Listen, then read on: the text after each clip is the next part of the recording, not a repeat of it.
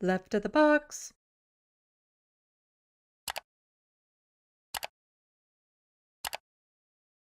But yeah, it's important that people, even if it's through these chats, to connect with each other, to network, to organize, to know you're not alone. The pain you're feeling is very valid. It's very real.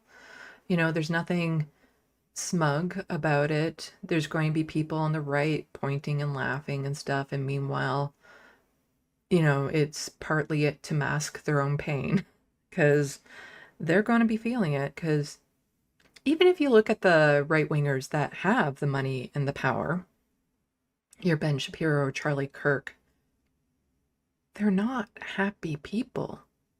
They're full of anger, they're full of rage, they have everything and still don't have anything. Same with Elon Musk. He's not a happy person. Donald Trump, not a happy person.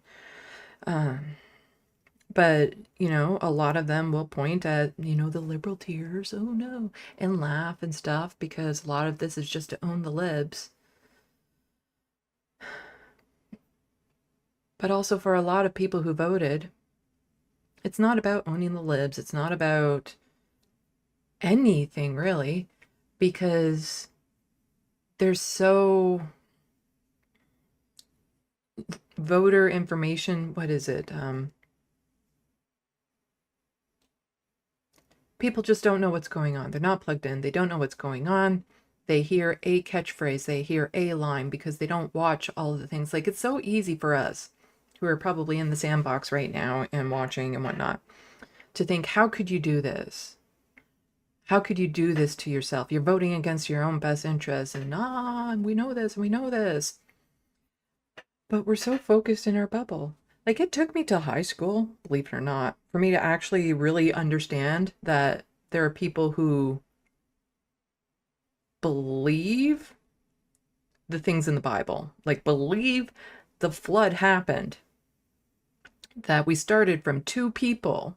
Because to me, all of the stories in the Bible, I just kind of took them as fables, fables to teach lessons to live by and whatnot. I never once actually thought people believed all of this because it's so outlandish, but I was living in my own little personal bubble. And I do that a lot. Sometimes I'll say something that I just assume everyone knows, like, oh, we live in the Milky Way. Apparently not everyone knows that's the actual name of our galaxy. Like, it's hard. You don't know what other people don't know. And for the vast majority of people in general around the world, they're not so plugged into politics. They just see their own day-to-day grind. And then they may tune in to hear a debate, part of a debate, a press conference, and they hear one thing they like, and they will vote based on that one thing that they like. So Trump keeps on saying the gas prices are too high, the axe the tax thing that Pierre Poilievre is going with. We could pick apart how it's wrong and stuff, but we can't sit down with all the people who don't know why it's wrong, convince them of that. Like, we don't have enough people power for that, to individually go around and talk sense into everyone and to educate them. That's a failure of our education system. That's a failure of our media. And when we say a failure, it's not a failure. It's done what it's intended to do. It's failed us, the people. But they didn't fail. The media did what, the people who bought it wanted it to do. And so you have so few people down in the States actually, they don't know. That's the thing. They don't know they're voting against their own interests.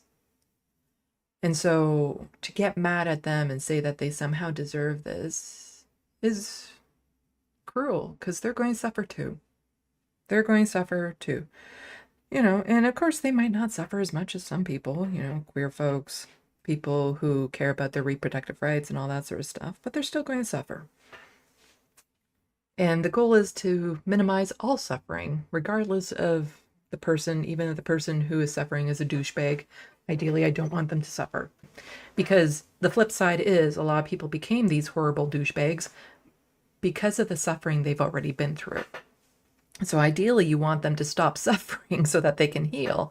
And maybe then they won't be such a douchebag.